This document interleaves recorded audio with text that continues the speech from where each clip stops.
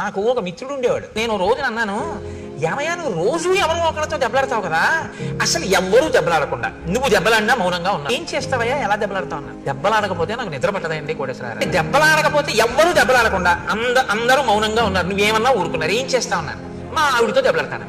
మీ ఆవిడ దెబ్బలాడకపోతే మా ఆవిడితో ఎలా దెబ్బలాడాలో నాకు తెలుసు. నేను తెల్లబోయాను, ఎలా దెబ్బలాడతావు అన్నా. ఆవిడని ఎలా దెబ్బలాడగలవు నువ్వు ఆవిడితో అన్నాను. ఏముంది ఇంటికి వెళ్ళి అడుగుతాను, ఉత్తరాలు ఏమైనా వచ్చాయా అని అడుగుతాను.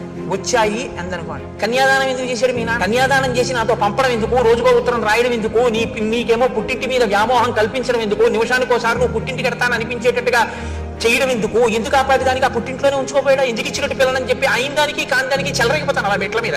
ఆవిడ కోపం వచ్చేదో అంటుంది. నేను అన్నాను, మరి ఉత్తరం రాయిపోతే అన్నాను.